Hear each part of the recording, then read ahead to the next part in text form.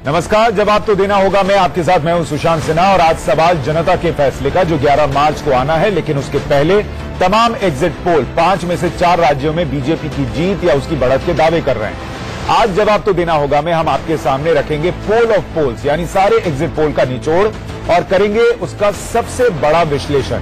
एक ऐसा विश्लेषण जो आपको समझाएगा कि आखिर ये तमाम एग्जिट पोल दरअसल क्या राजनीतिक मायने समझा रहे हैं और 2019 के लिए इनका क्या मतलब है। हमारे साथ एक बड़ा पैनल होगा, लेकिन सबसे पहले आपको दिखाते हैं पोल ऑफ पोल्स के नतीजे क्या कहते हैं और सबसे पहले उत्तर प्रदेश का हाल आपको बताते हैं, जहां पर क्या स्थिति रहने वाली है वो आपके स्क्रीन पर है। उत्तर प्रदेश के लिए इंडिया न्यूज और एमआरसी के एग्जिट पोल ने कहा कि बीजेपी को 185 सीटें मिलेंगी, बीजेपी गठबंधन को, समाजवादी पार्टी और कांग्रेस गठबंधन को 120, बीएसपी को 90 और अन्य के खाते में 8 सीटें जाएंगी। ये इंडिया न्यूज और एमआरसी का एग्जिट पोल था। आज तक और एक्सिस के एग्जिट पोल ने कहा कि बीजेपी गठबंधन को 189 से 250 यानी 251 सीटें तक मिल सकती हैं, समाजवादी पार्टी गठबंधन को 88 से 112, बीएसपी को 28 से 42 और अन्य को 6 से 16 सीटें मिल सकती हैं। तो बहुत बड़ा अंतर दिखता है। इंडिया टीवी और सी वोटर ने कहा कि बीजेपी को यानी बीजेपी गठबंधन को 155 से 167 सीटें मिलेंगी, समाजवादी पार्टी और कांग्रेस को 135 से 141, बीएसपी को 81 से 93 सीटें और अन्य के खाते में 8 से 20 सीटें जाएंगी। इसके बाद एबीपी और सीएसडीएस के अगर आप नतीजे देखें तो उसके मुताबिक बीजेपी को 164 से 176 सीटें उत्तर प्रदेश में मिलने जा रही हैं, समाजवादी पार्टी और कांग्रेस को 156 से 169 सीटें, बीएसपी को 60 से 72 और अन्य के खाते में 2 से 6 सीटें जाएंगी। न्यूज 24 और टुडेज चाणक्य ने क्या कहा? उन्होंने कहा बीजेपी गठबंधन को 285 सीटें उत्तर प्रदेश में मिल रही हैं, समाजवादी पार्टी और कांग्रेस को 88, बीएसपी को 27, सिर्फ 27 और अन्य के खाते में 3। अब अगर आप पोल ऑफ पोल्स में इसको कन्वर्ट करेंगे तो आप पाएंगे कि उत्तर प्रदेश के लिहाज से जो तस्वीर बनती है इन तमाम एग्जिट पोल्स को मिलाकर वो ये कहती है कि बीजेपी गठबंधन को 190 से 210 के बीच सीटें मिलने जा रही हैं, यानी 202 का आंकड़ा जो स्पष्ट बहुमत के लिए आप स्क्रीन पर देख रहे हैं। 403 सीटों की विधानसभा है, बहुमत के लिए 202 सीट चाहिए, बीजेपी गठबंधन वो सीट पा लेगी, पोल ऑफ पोल्स ये कहता है। समाजवादी पार्टी और कांग्रेस 110 से 130 के बीच आकर रुक जाएंगे, बीएसपी 57 से 74 सीट पर आकर रुक जाएगी, ये पोल ऑफ पोल्स कह रहा है, और अन्य के खाते में 8 सीटें जाएंगी। ये उत्तर प्रदेश का हाल था। लेकिन इसी तरीके से तमाम दूसरे चैनल्स और एग्जिट पोल्स को आप मिला दें तो पंजाब के लिए पोल ऑफ पोल्स क्या कहता है? वहां पर 117 सीटों की विधानसभा है, 59 का आंकड़ा है बहुमत के लिए, अकाली बीजेपी गठबंधन को वहां पर 7 सीटें मिलेंगी, कांग्रेस के खाते में 53, आम आदमी पार्टी सिंगल लार्जेस्ट पार्टी होगी पोल ऑफ पोल्स के मुताबिक 57 सीटों के साथ और अन्य को कोई सीट वहां नहीं मिलने जा रही। अब आप पोल ऑफ पोल्स देखिए, गोवा का 40 सीट है, वहां पर बीजेपी की मौजूदा सरकार, बहुमत के लिए 21 का आंकड़ा। पोल ऑफ पोल्स कहता है कि बीजेपी 19 पर आ जाएगी, यानी 21 से 2 सीट दूर, स्पष्ट बहुमत से 2 सीट दूर। कांग्रेस 14 पर, आम आदमी पार्टी पहली बार वहां चुनाव लड़ रही है, वो 6 सीट गोवा में हासिल कर सकती है और अन्य के खाते में 1 सीट जा सकती है, पोल ऑफ पोल्स कह रहा है। उत्तराखंड के लिहाज से अगर आप देखें 70 सीटें उत्तराखंड में हैं, हरीश रावत की कांग्रेस की वहां सरकार थी, बहुमत के लिए 36 का आंकड़ा चाहिए। पोल ऑफ पोल्स कहता है बीजेपी 43 सीट पा लेगी, यानी स्पष्ट बहुमत से बहुत आगे। कांग्रेस 23 सीट और अन्य के खाते में 4 सीट उत्तराखंड में आएगी।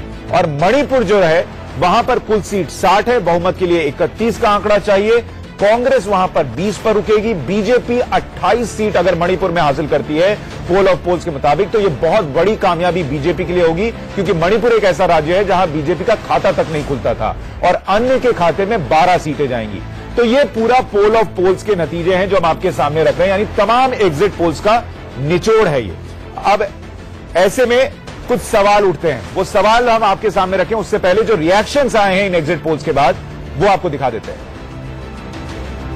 मानते हैं पहले से ही हमारा था कि 250 से ऊपर सीटें भारतीय जनता पार्टी पाएगी और एग्जिट पोल के परिणाम उधर संकेत करते हैं। कल मतगणना होनी है, कल सारे परिणाम सामने आ ही जाएंगे। हम सरकार बना रहे हैं, 380 सीटें आ रही हैं हमारी। अच्छा, साथ ही और बीजेपी को 25 आ रही हैं, अखिलेश यादव बीएसपी को 80 आ रही हैं।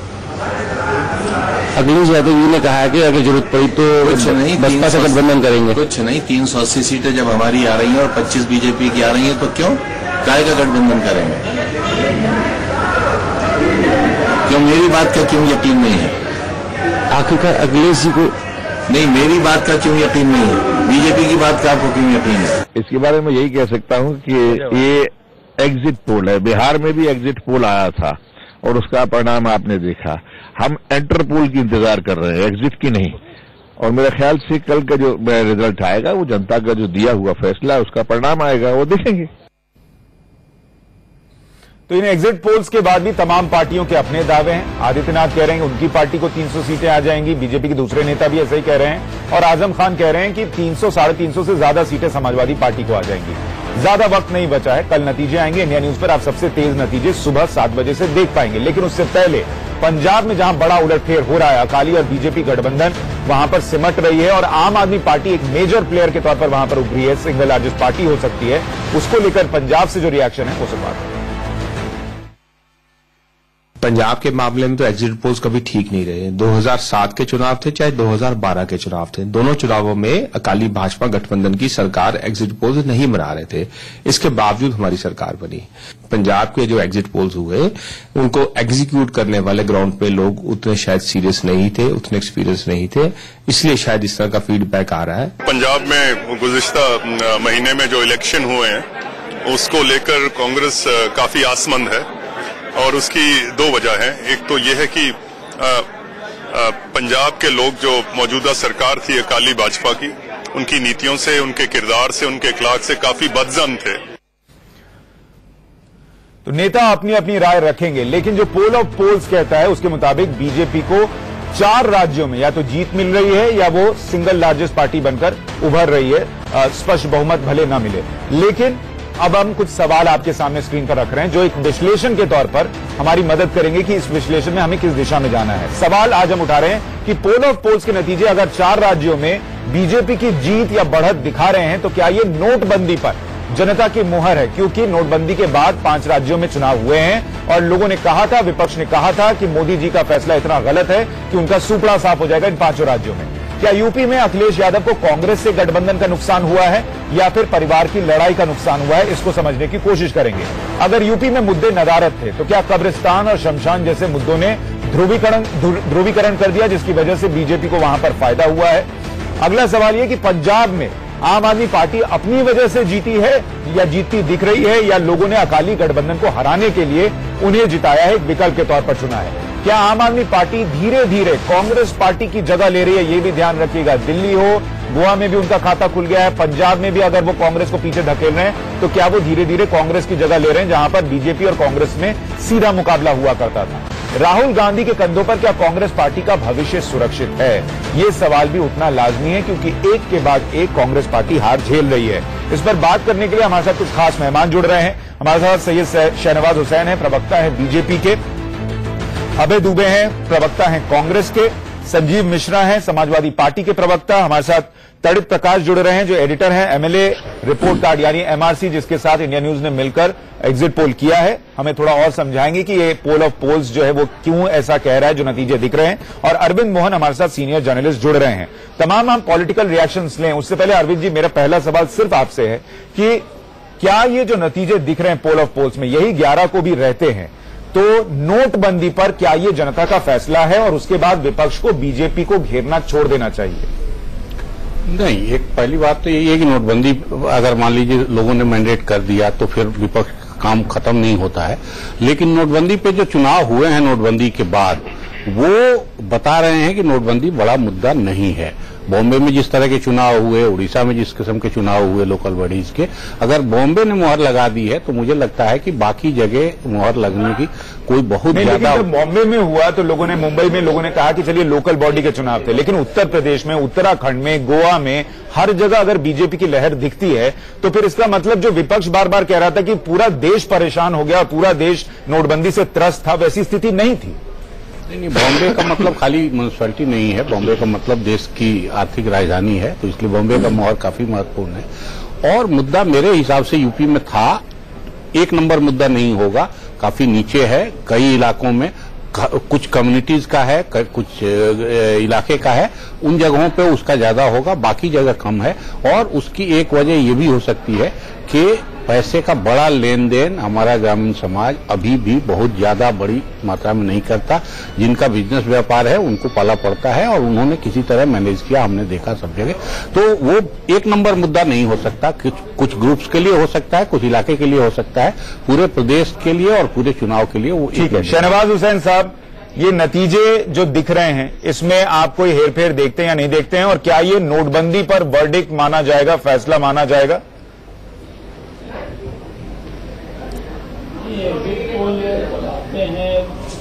कुछ दल हैं जो उनको सूट नहीं कर रहे हैं तो वो पूरी तरह नकार रहे हैं, और अगर नकार रहे हैं तो उनको डिबेट में नहीं आना चाहिए। अगर आप एग्जिट पोल को एकदम नकार रहे हैं तो फिर टीवी पर आकर बयान देना भी नहीं चाहिए, कहना चाहिए हम इंतजार करेंगे उस दिन जिस दिन रिजल्ट आएगा। लेकिन उससे पहले सबके मन में बात थी कि क्या आने वाला है। हमारी कैडर बेस्ड पार्टी है और जो फीडबैक है वो पहले से ऐसा था कि हमारी सीटें इतनी आएंगी, मोदी जी की मकबूलियत है, उसी से हम अंदाजा कर सकते हैं कि वहां पर हम जीत रहे हैं। अब कुछ घंटों का सवाल है, क्योंकि आपने एग्जिट पोल पर ही विश्लेषण के लिए बुलाया है, तो मैं कह सकता हूं जिन लोगों ने मेहनत की है अगर पांचों एजेंसी को मिला दें तब भी भारतीय जनता पार्टी सरकार बना रही है उत्तर प्रदेश के अंदर, उत्तराखंड के अंदर। शहनवाज साहब, मैं ये समझना चाह रहा था कि जब ये चुनाव शुरू नहीं हुए थे तो विपक्ष ने बार बार कहा था कि नोटबंदी का मुद्दा इतना ज्यादा गंभीर था और आम आदमी उससे इतना त्रस्त था कि बीजेपी हर जगह हारेगी। अगर आप हर जगह जीतते हैं या जीतते दिखते हैं तो क्या बीजेपी इन नतीजों के बाद अगर ऐसे ही नतीजे रहे तो इस बात को रखेगी कि नोटबंदी को विपक्ष जिस तरीके से दिखा रहा था वैसी स्थिति नहीं थी देश में? देखिए, जो हमारे विपक्ष के साथी हैं उन्होंने नोटबंदी को लेकर क्या क्या नहीं कहा, और जहां भी चुनाव हो रहा है हमें तो लग रहा है उनकी गाली जो है हमें दुआ की तरह लगती है। जितनी आलोचना प्रधानमंत्री की, सरकार की वो करते हैं उतना बीजेपी तरक्की करती है, और सब लोग मिलकर लग जाते हैं बीजेपी को रोको, बीजेपी को रोको, तो जनता खड़ी हो जाती है। कहते हैं ना, मारने वाले से बचाने वाला बड़ा होता है। तो इस लोकतंत्र में जब सब लोग इकट्ठे होकर हमारे पीछे पड़ जाते हैं तो जनता हमारे साथ आती है। देखिए, हम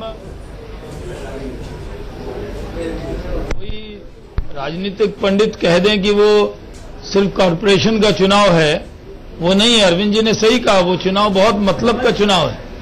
मुंबई का चुनाव, मुंबई में शिवसेना हमसे अलग लड़ रही थी, तब भी हम अलग लड़े और उनके साथ रहते थे, तो जितना जीतते थे अलग लड़के हम इतना ज्यादा जीते, 82 जीते।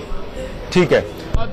सिर्फ कई बार लोगों ने कहा कि शहर का चुनाव है साहब, लेकिन लोगों को ये नहीं मालूम कि महाराष्ट्र की सारी जिला परिषद हम जीते हैं। कई छोटे छोटे शहर जो, ठीक है, तो महाराष्ट्र से लेकर इन 5 राज्यों में अगर आपकी जीत मिल रही है तो पार्टी तो स्ट्रांग हो ही रही है, लोग आपके साथ खड़े हैं तमाम कड़े फैसले लेने के बावजूद, ये भी इसमें दिखता है। मैं इस पर आऊंगा सर। संजीव मिश्रा हमारे साथ समाजवादी पार्टी के प्रवक्ता हैं। सर, आपकी पार्टी के नरेश अग्रवाल हों या आपकी पार्टी के रविदास मेहरोत्रा हों, उन्होंने तो लगभग हार मान ही ली है। क्या आप लोग, पूरी पार्टी ने इस हार को मान लिया है और इसके लिए जिम्मेदार कौन है? देखिए सुशांत जी, 2-3 चीजें बहुत क्लियर कर दूं, क्योंकि अभी मैं समझता हूं कि चूंकि मतगणना नहीं हुई तो मतगणना से पहले, ठीक है सर, इसको अभी ऐसा रखते हैं कि अगर यही नतीजे रहे तो उस पर विश्लेषण कीजिए कि आपको नुकसान कांग्रेस के साथ जाने का हुआ, जैसा कि रविदास मेहरोत्रा कह रहे हैं, या फिर अंदरूनी जो लड़ाई थी, पारिवारिक लड़ाई थी, उसका नुकसान हुआ जिसकी वजह से ऐसी सीटें दिख रही हैं आती हुई। नहीं सुशांत जी, एक चीज तो मैं भी कहूंगा कि जहां एक तरफ अंदरूनी लड़ाई, बाहरी लड़ाई और सारी लड़ाइयां लड़ने के बाद अकेले अखिलेश यादव जी ने जो मेहनत की और पूरे चुनाव में खुद को स्टैंड कराया है, मैं तो समझता हूं और आपके चैनल पे कहूंगा कि देश में एक बड़ा नाम आया नेतागिरी में कि अखिलेश यादव देश के एक नेता बने इस समय। और जिस तरीके की स्थितियां हैं, कल रिजल्ट आ जाने दीजिए। शहनवाज जी तो ऐसा लग रहा है जैसे कि एग्जिट पोल को सर्टिफिकेट मान के चल रहे हैं। पर वो सर्टिफिकेट तो नरेश अग्रवाल भी मान बैठे सर, वो तो कह रहे हैं कि किन्होंने हराया है वो खुलासा करेंगे। मुझे लगता है कि काउंटिंग हो जाने दीजिए, काउंटिंग के बाद इनकी टोन सबसे पहले चेंज हो जाएगी। और मैं तो बैठूंगा कल भी आपके चैनल पे, मुझे लगता है कि कल दोपहर में 1-2 बजे के आसपास बहुत सी चीजें वारा न्यारा हो जाएगा। तो आपके हिसाब से काउंटिंग हो जाने दीजिए, काउंटिंग के बाद इनकी टोन सबसे पहले चेंज हो जाएगी। और मैं तो बैठूंगा कल भी आपके चैनल पे, मुझे लगता है कि कल दोपहर में 1-2 बजे के आसपास बहुत सी चीजें वारा न्यारा हो जाएगा। तो आपके हिसाब से कितनी सीटें आ जाएंगी? यादव ही मुख्यमंत्री बनेंगे और कितनी सीटें आपको कल आ जाएंगी?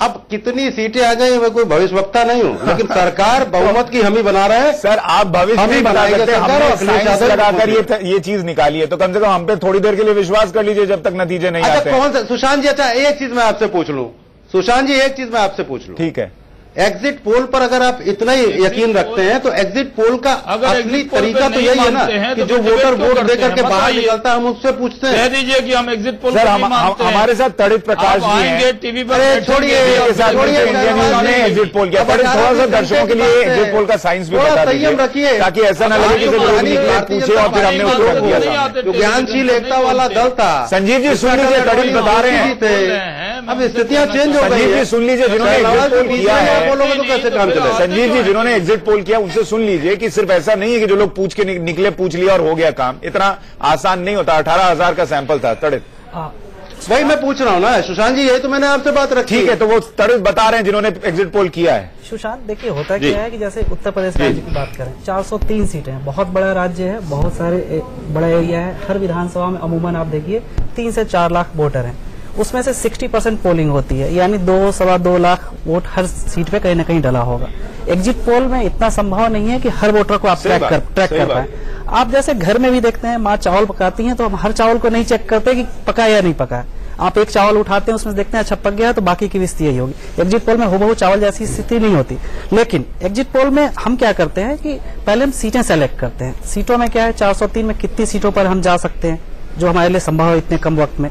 हम उन सीटों की कैटेगरी बनाते हैं सेफोलॉजिकल तरीके से कि इस सीट का इतिहास इस ढंग का था, इस सीट का इतिहास इस ढंग का था, तो ऐसे इतिहास वाली सीटों का ग्रुप क्रिएट करते हैं। फिर उनका, चूंकि अभी हम ये नहीं चाहते कि इस ढंग से करना पड़े, लेकिन चुनाव हमारे जातिगत आधार पर लड़े जा रहे हैं, तो उन जातियों के हिसाब से किन सीटों का क्या समीकरण बैठता है, उन सीटों पर किन किन जातियों का प्रभाव रहा है, कैसे कैसे इन्हीं पार्टियों ने अलग अलग जातियों के कैंडिडेट उतारे हैं, उस हिसाब से हम उनकी कैटेगरी तय करते हैं। देन फिर उनका हम पोलिंग बूथ का विश्लेषण करते हैं। उन पोलिंग बूथ पर जाके हम उनके इतिहास के साथ मैच करते हैं कि अभी जो उन्होंने कहा, उंगली पर निशान दिखाया कि हमने वोट डाला है, उन्होंने पिछली बारी 2 चुनाव में किसको वोट डाला था, अगर वो वोट शिफ्टिंग कितनी हो रही है, उससे हम पकड़ पाने में समर्थ होते हैं कि कहां से है ना सर। ऐसा नहीं कि कोई निकला पूछा और उसको जोड़ दिया और फिर उसके हिसाब से हमने कर दिया, ऐसा नहीं होता। इससे पहले कि अभय दुबे जी मैं आपके पास आऊं, क्योंकि मुझे पता है आप बिहार के एग्जिट पोल का जिक्र जरूर करेंगे और राहुल गांधी भी कर रहे हैं, इसलिए मैं दर्शकों के लिए भी जरा बिहार का एग्जिट पोल याद दिलाना चाहता हूं। बिहार के एग्जिट पोल में भी ये याद रखिएगा कि कई ऐसे चैनल्स थे जिन्होंने सही आंकड़े दिए थे। इंडिया टीवी सी वोटर ने कहा था 112 से 132 सीटें आएंगी महागठबंधन को, और वो उसी के आसपास की स्थिति बनी थी। हमारे खुद के चैनल न्यूज एक्स और सीएनएक्स ने 130 से 140 सीटें महागठबंधन को दी थी, एबीपी ने 130 सीटें दी थी। तो ऐसा नहीं है कि सारे एग्जिट पोल बिहार में गलत थे जिसका आप लोग आधार बना रहे हैं। ये बताइए, अगर एग्जिट पोल या पोल ऑफ पोल्स कांग्रेस को एक तरीके से हर जगह पर सिकुड़ता दिखा रहा है, तो कितनी बड़ी चिंता ये कांग्रेस के लिए और जिम्मेदारी किसकी है?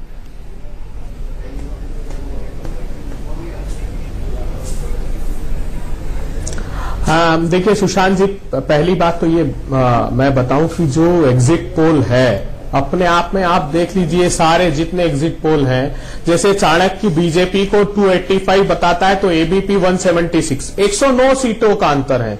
इतना बड़ा अंतर संभव नहीं। एक बात, आपने नोटबंदी पर प्रश्न किया तो मैं शहनवाज जी को एक सलाह देना चाहता हूं कि गरम झूठ स्वाद तो दे सकता है मगर सेहत बिगाड़ देता है। शाहनवाज, मुझे कोई सलाह नहीं चाहिए। नोटबंदी के नाम पर प्रधानमंत्री जी की बड़ी छवि बनाकर बिना मांगे सलाह न ऐसा देश को पीछे धकेल देने वाला जो निर्णय लिया है, सर देश पीछे गया या नहीं गया, अगर एग्जिट पोल्स को देखें तो ये लोगों को नहीं लग रहा पड़ेंगे। आज लोग तो वोट कर रहे हैं बीजेपी के। एक भी फायदा नहीं। नहीं, देखिए, आपने जहां तक लोकल बॉडी का प्रश्न खड़ा किया है तो स्टेट में सारी उठाकर देख लीजिए, जहां राज्य की सरकार होती नॉर्मली लोकल बॉडी वहीं वोट करती है। सर, मैं तो इन एग्जिट पोल्स की बात कर रहा हूं। उत्तराखंड में बीजेपी आ रही है या सिंगल लार्जेस्ट पार्टी है, उत्तर प्रदेश में बीजेपी सबसे आगे है, गोवा में बीजेपी लौट रही है, मणिपुर में जहां बीजेपी मुझे बताइए आती थी वहां मणिपुर को मैं तो एक सीधे सा प्रश्न, अरे मैं सीधा सा प्रश्न करना चाहता हूं भारतीय जनता पार्टी से कि वो जो भ्रष्टाचारी बहुगुणा जी को बताते थे वो सर्वगुण संपन्न हो गए। कांग्रेस पार्टी दूसरों से इतने प्रश्न करती है लेकिन हार के बाद अपने अंदर कुछ प्रश्न क्यों नहीं करती कि पता चल सके कि हार की वजह क्या है। सर, मुझे छोटे से ब्रेक के लिए रुकना है, ब्रेक के बाद हम लौटेंगे तो जरा उत्तर प्रदेश को और विस्तार से समझेंगे कि अगर बीजेपी वहां पर इतनी ज्यादा सीटें जीतती दिख रही है तो क्या ये मोदी लहर है जिसकी वजह से ऐसा हो रहा है, क्योंकि बीजेपी का वहां पर बहुत बड़ा संगठन बन गया हो बीते 2 साल में। क्या ये स्थिति बनी है और कहां क्या हुआ है, गेम चेंजर कौन रहा है पंजाब, यूपी और मणिपुर में, इसको समझेंगे। और पंजाब का खासतौर पर जिक्र करेंगे जहां पर आम आदमी पार्टी अचानक से बहुत तेजी से उभरी है। एक छोटे से ब्रेक के बाद लौट रहे हैं। नतीजे सुबह 7 बजे से देख पाएंगे, लेकिन आज हम पोल ऑफ पोल्स यानी तमाम जो एग्जिट पोल्स थे उनका निचोड़ आपके सामने रखकर और इस बात को समझने की कोशिश कर रहे हैं कि अगर नतीजे यही रहते हैं जो एग्जिट पोल्स कह रहे हैं तो इसके क्या मायने हैं। हमारे साथ शहनवाज हुसैन बीजेपी के प्रवक्ता, अभय दुबे कांग्रेस के प्रवक्ता, संजीव मिश्रा समाजवादी पार्टी के प्रवक्ता बने हुए हैं, तड़ित प्रकाश एडिटर हैं एमआरसी के और अरविंद मोहन सीनियर जर्नलिस्ट हमारे साथ बने हुए हैं। शहनवाज जी, मैं आपके पास आऊं उससे पहले एक तस्वीर दर्शकों को दिखाना चाहूंगा कि कैसे बीजेपी में अभी से खुशी जो है वो इस हद तक बढ़ गई है कि जीत की तैयारियां शुरू हो गई हैं। अशोका रोड पर जो बीजेपी का कार्यालय है वहां पर कल जब नतीजे आएंगे उसके बाद जश्न जिस तरीके से होना है उसको लेकर तैयारियां शुरू कर दी हैं, फूल मालाएं मंगा ली गई हैं, कहा जा रहा लड्डू भी बनने शुरू हो गए हैं। शहनवाज जी, यही हाल तो बीजेपी के वक्त भी था, थोड़ी जल्दबाजी नहीं है क्या? बिहार, माफ कीजिएगा, बिहार के वक्त भी यही था।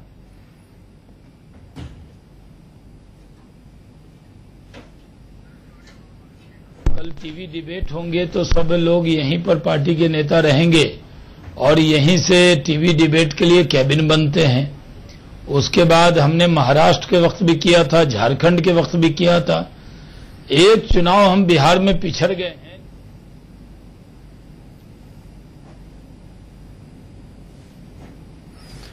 शहनवाज जी, कुछ आपके आवाज में दिक्कत आ रही है, माइक में कुछ प्रॉब्लम है, हम आपके पास दोबारा लौटते हैं, उसको तब तक ठीक करवा लेते हैं।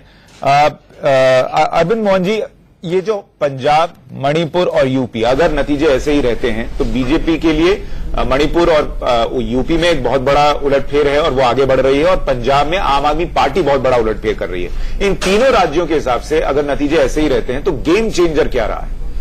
नहीं, गेम चेंजर तो निश्चित रूप से 2 चीजें होने वाली हैं। एक तो अपोजिशन का सेंटर बदल सकता है। अभी लग रहा है कि कांग्रेस ही अपोजिशन का सेंटर होगी अगले 19 के चुनाव तक, क्योंकि वो सबसे बड़ी पार्टी अभी है।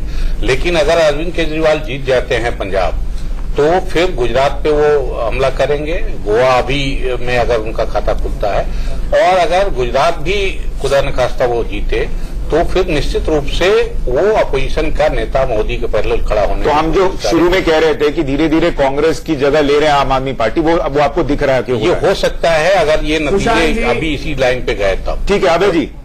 दूसरा ये हो सकता है, होगा जो मुझे लगता है, 1 मिनट बस बात पूरी करने। अगर नरेंद्र मोदी जीतते हैं यूपी अभी वाले हिसाब से, तो फिर नरेंद्र मोदी का कद ऐसा हो जाएगा कि अभी तक जो हम पॉलिटिक्स देख रहे थे कि स्टेट की पॉलिटिक्स चलती है, रीजनल नेताओं की पॉलिटिक्स चल रही है, पार्टियों की चल रही थी, गठबंधन की पॉलिटिक्स चल रही थी, इस 14 के चुनाव में नरेंद्र मोदी ने उसको पीछे किया था।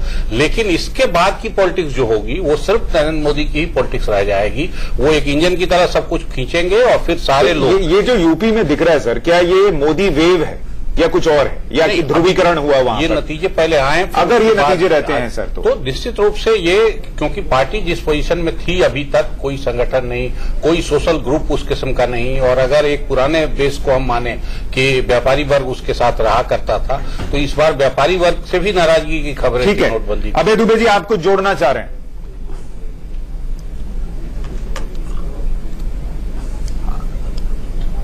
नहीं, देखिए सुशांत जी, मैं एक बात बता दूं आपको, 2 ही नेता उत्तर प्रदेश के चुनाव में ऐसे थे जो अपनी जीत के लिए आश्वस्त नहीं थे। एक मायावती जी ने कहा कि प्रतिपक्ष में बैठने को तैयार हूं, एक नरेंद्र मोदी जी ने कहा कि हंग असेंबली रहेगी। मैं आपको एक 10 सेकंड में बताता हूं, जो 2 फेज थे जिसमें मुझे लगता है कि भारतीय जनता पार्टी कॉन्टेस्ट नहीं थी, उसका पोलिंग परसेंटेज 64-65% है। उसके बाद के फेजेस में वो डिप होकर 57% आ गया और लास्ट में वो 60%। तो अगर आप देखेंगे 2012 के असेंबली इलेक्शन को, और इसमें तो वोट परसेंटेज का सिर्फ वही बढ़ा है जो नए वोटर्स ऐड हुए हैं। और पहले 2 फेज में बीजेपी के खिलाफ एग्रेशन था। आप देखें वेस्टर्न यूपी में जैसे जाट वोटर्स थे तो वहां परसेंटेज आपको ज्यादा दिखेगा। एक और जो इंडिकेटर होता है वो ये है कि बाई इलेक्शन जो 2016 में हुए 5, उसमें से 4 भारतीय जनता पार्टी हारी और 2 में तो वो तीसरे स्थान पर रही है।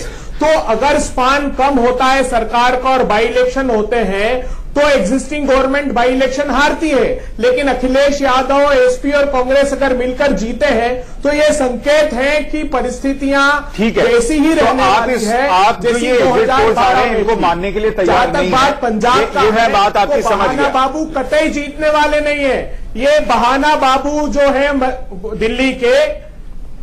जी सर, ये बहाना बाबू ने क्या है मुझे नहीं पता, पर मैं कह रहा हूं कि अगर आप सर अगर आप पंजाब में 50 सीट के आसपास रुकते हैं सर, अगर आप शहनवाज जी आपका माइक ठीक हो गया, मैं बस आ रहा हूं, एक सवाल ले लूं अभी जी से कि अगर आप पंजाब में 50 सीट के आसपास रुक रहे हैं और पिछली बार आपकी 46 सीट थी। जवाब लीजिए ना। ये ठीक है शहनवाज जी, बोलिए। हमारे नेता का अपमान कर रहे हैं। ठीक है शहनवाज जी, आप बात पूरी। इनके जो घुमंतर गांधी हैं, इनके जो घूमने वाले गांधी हैं, हर चुनाव के बाद जो बैंकॉक घूमने चले जाते हैं, इस तरह बहाना बाबू कहते हैं। अरे हमने बहाना बाबू, अरे वो केजरीवाल को कह रहे हैं सर, वो केजरीवाल को कह रहे हैं। के बाद ये केजरीवाल जी हर चुनाव के बाद घूमने चले जाएंगे। अरे शहनवाज जी, वो बहाना बाबू केजरीवाल को कह रहे हैं, मोदी जी को नहीं कह रहे। नहीं, मैं आपको अरे केजरीवाल जी को पहली बात तो ये है कि आज का डिबेट इस पे कीजिए। मुझे आपने बुलाया यूपी के एग्जिट पोल पर, अगर मैं इसको नहीं मानता हूं तो मैं डिबेट से हटूंगा। अगर इसको मान रहे हैं तभी डिबेट करना है, ठीक है। अगर नहीं मानना कि ये डिबेट किस लिए करना। ठीक है शहनवाज जी, आप जो ये पोल ऑफ पोल या एग्जिट पोल को मान रहे हैं, वही एग्जिट पोल कह रहा है कि पंजाब में आपका सुपड़ा साफ हो रहा है। तो क्या वो बीजेपी की हार है, क्या वो अकाली की हार है, या वो गठबंधन की हार है? जी अब तो मेरी आवाज अब आपको आ रही है, आ रही है क्योंकि पहले मैंने बोला तो वो आवाज नहीं आई। तो मैं आपसे कहूं बहुत अदब के साथ, कल चुनाव का रिजल्ट है। आज के दिन हम लोग भी शालीनता से डिबेट कर रहे हैं जी। हम ये मानते हैं कि हमारे नेता ने प्रचार किया, हमारे प्रधानमंत्री भी हैं, पार्टी के नेता भी हैं, कार्यकर्ता भी हैं, वो प्रचार किया, हमने मेहनत की, आपने भी मेहनत की। आप इंतजार कीजिए, अगर एग्जिट पोल आपको लगता है कि सर अभी तो आप यूपी के लिए इंतजार करने के लिए नहीं कह रहे थे, और इंतजार करने की बात तो फिर ठीक नहीं है ना सर। यूपी की बात आप मान रहे हैं तो पंजाब का भी रिजल्ट, पंजाब का नहीं कह रहे, हम ओवरऑल कह रहे हैं, हम ओवरऑल कह रहे हैं। मैं ओवर अबे जी मैं आ रहा हूं आपके पास। शहनवाज जी, जो बात अभी आप कह रहे थे ना कि एग्जिट पोल अगर आप मानते हैं तभी आप इसमें बैठे हैं इस चर्चा में। पंजाब शहनवाज जी मेरा एक सवाल, शहनवाज जी मेरा एक छोटा सा सवाल है। में कहा था, जवाब कंप्लीट करने दीजिए 1 मिनट, क्योंकि पहले मेरी आवाज नहीं आई थी कि हमारे यहाँ पर सपा कांग्रेस गठबंधन के 2 नेता बैठाए हैं आपने, तो कम से कम बीजेपी जिसकी सीटें ज्यादा दिखा रहे हैं उसको भी थोड़ा समय दीजिए। मैं इसलिए कह रहा हूं कि वो तो 2 मिलके भी हमसे बहुत पीछे दिख रहे हैं। तो मोदी जी बोलेंगे, बाकी लोग नहीं बोल पाएंगे। में पहले भी हमारे राष्ट्रीय अध्यक्ष ने कहा कि पंजाब में आज खुश हो लीजिए, दावा नहीं किया, हम ये मानते हैं, प्रसन्नतापूर्वक बयान दे लीजिए। आज प्रधानमंत्री जी ने सब जगह कंपेन किया है, लेकिन पंजाब में हम जूनियर पार्टनर हैं।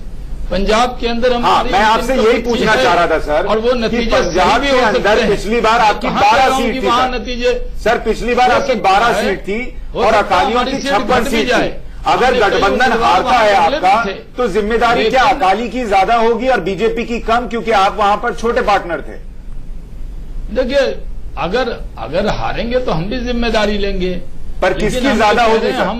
हम दिन में मैं कह रहा हूं कि वहां हम जूनियर पार्टनर थे, आप भी जानते हैं।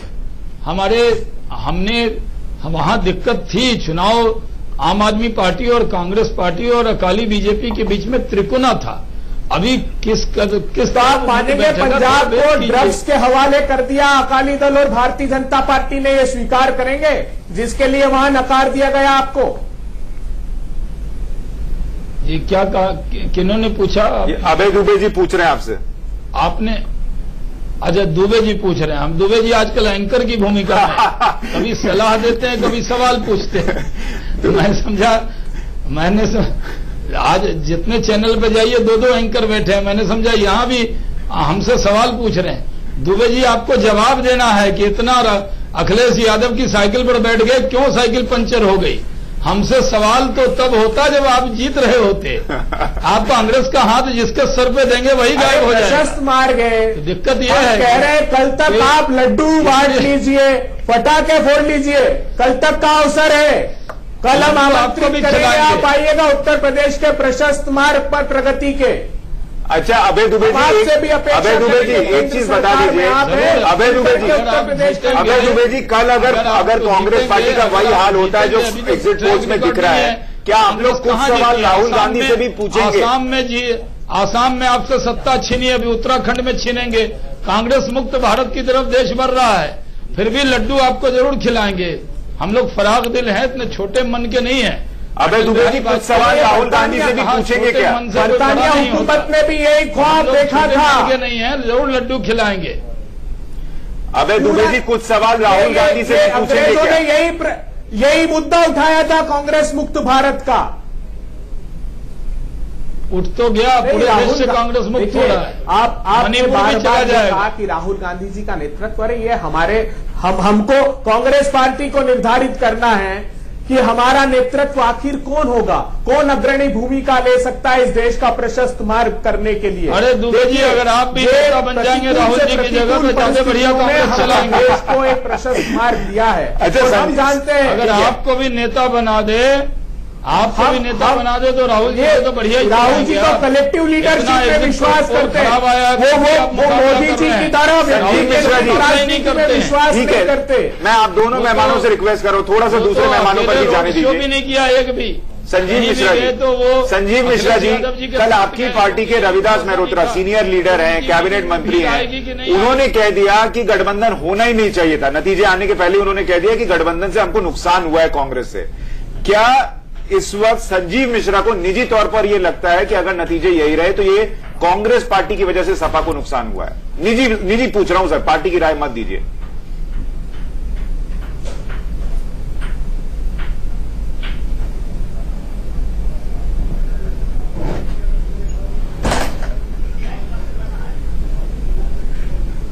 अब संजीव मिश्रा जी, आपकी आवाज जो है वो चली गई है, तो इसलिए मैं आपके पास दोबारा लौटता हूं। तब तक तड़ित से एक प्रश्न ले लूं। तड़ित, ये जो एक तो तरीका है, ठीक है, जिसके पक्ष में अगर सीटें नहीं आएंगी तो वो एग्जिट पोल को नकारता ही है, लेकिन ये जो तमाम एग्जिट पोल्स हैं उसमें जो एक अंतर दिख रहा है, क्या ये चिंता का विषय है और क्या ये इस तरफ इशारा करता है कि कल नतीजे पलट सकते हैं? और देखिए सुशांत, मैं बाकी एग्जिट पोल्स की बात नहीं करूंगा, हर एजेंसी अपने हिसाब से मेहनत अच्छा करती होगी, मेहनत करती है। मैं इस उत्तर प्रदेश पर चूंकि ज्यादा बहस हो रही है, इसलिए मैं उत्तर प्रदेश पर ध्यान देना चाहूंगा आपका। हमने जब अध्ययन किया, इसका स्टडी करी कि कैसे हो रहा है ये, एमएलए रिपोर्ट कार्ड के लोग पिछले 2-3 महीनों से लगातार जा रहे थे अलग अलग सेक्शंस में, अलग अलग जोन में समझने की कोशिश कर रहे थे। हमने ये देखा कि उत्तर प्रदेश जो जातियों में बटा हुआ है वो आखिर कहाँ वोट कर रहा है। जो उच्च जातियां मानी जाती हैं, ब्राह्मण, ठाकुर, कायस्थ, भूमिहार, त्यागी, जो इनका वोट था पिछले चुनाव में, देखिए कहाँ था और अब कहाँ है। हम इसको भी ऐसे अध्ययन करें। ओबीसी जातियों की जो 5 बड़ी जातियां हैं, यादव, लोध, कुर्मी, कुशवाहा, जाट, इसमें से 3-4 जातियां पीछे शिफ्ट कर गई हैं बीजेपी पे। वो जाहिर सी बात है सर, अगर वो इतना बड़ा शिफ्ट बीजेपी की तरफ हो रहा है तो वो वोटर का भी शिफ्ट हुआ होगा। हमारे साथ संजीव जी की आवाज आ गई। जी संजीव जी, अब आप अपनी बात पूरी कर लीजिए। देखिए, आपने रविदास जी की जो बात की, तो रविदास जी लखनऊ से ही चुनाव लड़ रहे थे और कांग्रेस के प्रत्याशी भी वहां से उनके खिलाफ चुनाव लड़ रहे थे। ऐसी 6 जगह ऐसी स्थितियां थी उत्तर प्रदेश में।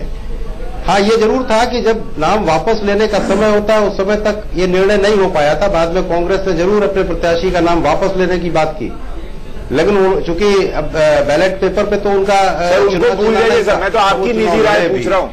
तो इसमें कोई निजी राय कि रविदास मेहरोत्रा जी ने जो अपनी समस्या झेली होगी उसको शेयर किया होगा, लेकिन 403 के प्रत्याशियों में एक वो है इस समय, तो ये कोई पार्टी की लाइन नहीं है, ये उनके अपने इसलिए मैं आपकी लाइन पूछ रहा हूँ विचार थे। अगर आप लोग 130 पर रुकते हैं तो क्या ये कांग्रेस पार्टी की वजह से होगा? क्योंकि अखिलेश यादव का तो वेव था, आप कह रहे थे। क्या कह रहे हैं, एक बार फिर से बोलिए। मैं कह रहा हूं अगर आपकी पार्टी 130 पर रुक जाती है तो क्या ये कांग्रेस पार्टी की वजह से होगा? क्योंकि अखिलेश यादव युवाओं की पसंद है, ये बार बार कहा गया। नहीं सुशांत जी, मैं एक चीज करेक्ट कर दूं, कल मतगणना हो जाने दीजिए और जब हम 210 के करीब पहुंच जाएंगे तब फिर ये सारी चीजों का कोई मतलब नहीं रहेगा सर। ये एक बहुमत की सरकार बनाने जा रहे हैं, तो ये एक एज रहता है कि हर आदमी ये कह देता है कि कल नतीजे आने दीजिए, लेकिन शहनवाज हुसैन जैसा कह रहे थे कि जब हम चर्चा में जुड़े हैं तो कम से कम उन आंकड़ों को सही मानते हुए आगे बढ़ें। लेकिन ज्यादा वक्त बचा नहीं है। दर्शकों के लिए भी मैं याद दिला दूं कि कल सुबह 7 बजे से इंडिया न्यूज पर आप सबसे तेज और सटीक नतीजे देख पाएंगे। शहनवाज हुसैन, अभय दुबे, संजीव मिश्रा, आप तीनों को बहुत सारी शुभकामनाएं, क्योंकि कल का दिन आपके लिए बहुत अहम रहने वाला है। उम्मीद यही करेंगे कि जो भी बेहतर पसंद होगा लोगों की वही जीत पाएगा। एग्जिट पोल तो चलिए ठीक है, एक तरीका होता है, क्या मूड रहा होगा और क्या वोटर सोच रहा होगा उसको भापने का। तड़ित और अरविंद मोहन, आपका भी बहुत शुक्रिया। हम इस कार्यक्रम को खत्म कर रहे हैं, लेकिन